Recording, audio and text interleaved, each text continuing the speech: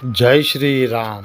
नमो नारायण। हर हर महादेव। वैशाख मास का महात्म। स्कंद पुराण 8वां अध्याय।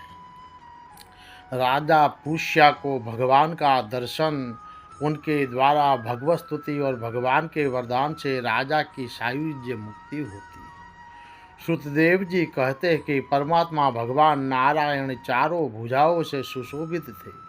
उन्होंने हाथों में शंख चक्र गदा और पद्म धारण कर रखे थे। वे पीताम्बर धारण करके वनमाला से विभूषित थे। भगवती लक्ष्मी तथा उसके पार्षद के साथ गरुड़ की पीठ पर विराजित थे। उनका दुसह तेज देखकर राजा के नेत्र सहसा मूंद गए।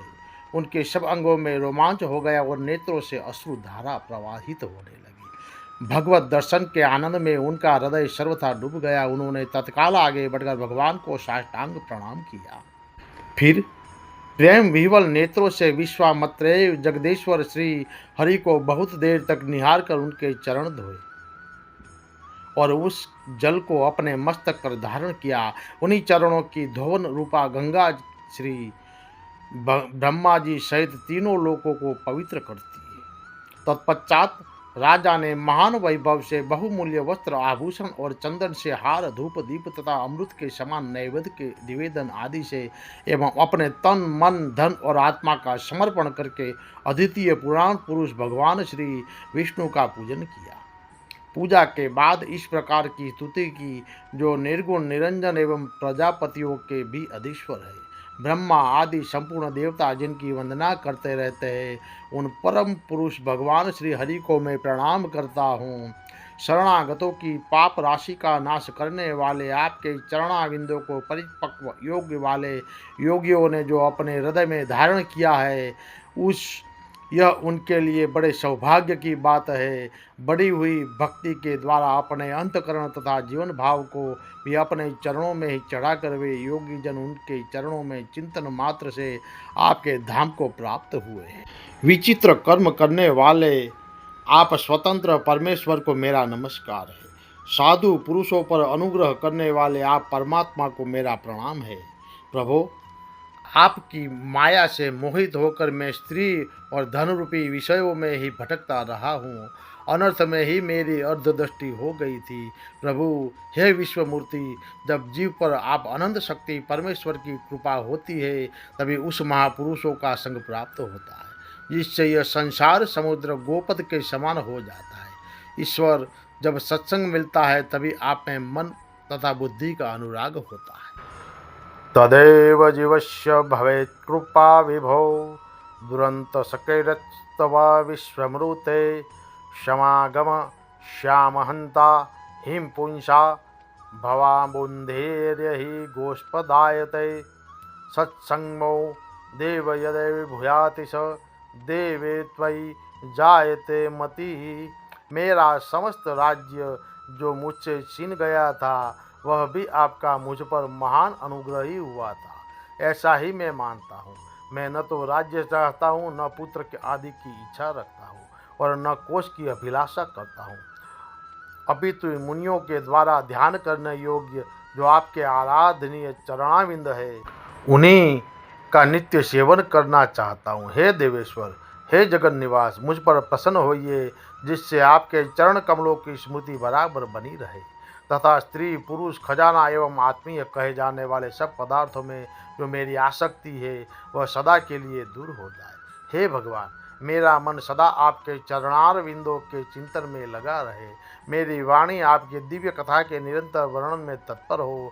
मेरे ये दोनों नेत्र आपके श्री विग्रह के दर्शन में, कान कथाओं के श्रवण में तथा रसना आपके भोग लगाए हुए प्रसाद के आस्वादन में प्रभुत हो।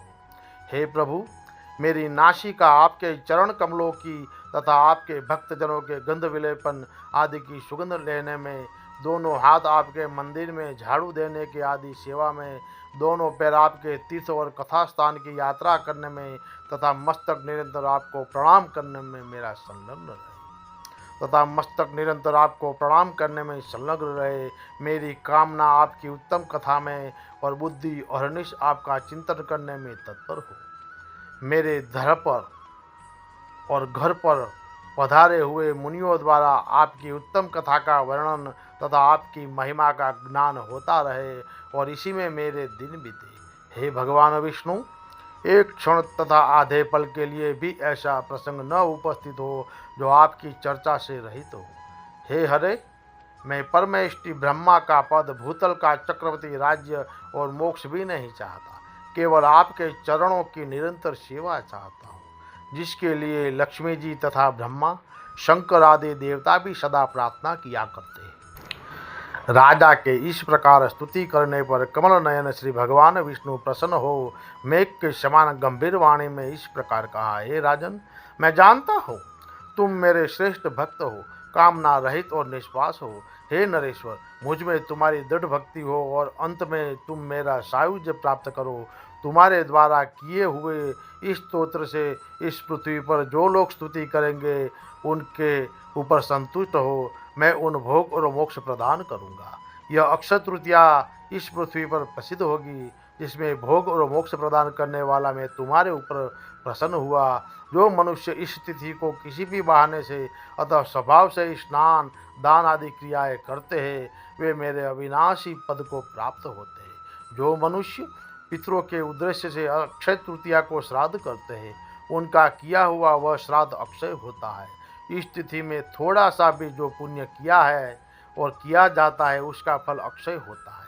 हे नृप श्रेष्ठ, जो कुटुंबी ब्राह्मणों को गाय दान करता है, उसके हाथ में सब संपत्तियों की वर्षा करने वाली मुक्ति और मुक्ति हो जाती है। जो वैशाख मास में मेरा प्रिय करने वाले धर्मों का अनुष्ठान करता है, उसके जन्म मृत्यु जरा भय और पाप को मैं हर लेता हूँ।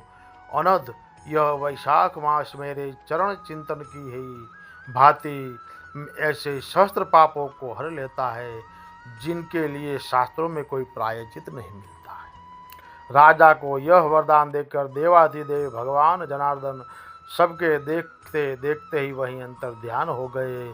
तदनंतर राजा पुरुष्या सदा भगवान में ही मन लगाए हुए उन्हीं की सेवा में तत्पर रहकर इस पृथ्वी का पालन करने लगे। देव दुर्लभ समस्त मनोरथों का उपभोग करके अंत में उन्होंने चक्रधारी श्री भगवान विष्णु का सायुज्य प्राप्त कर लिया।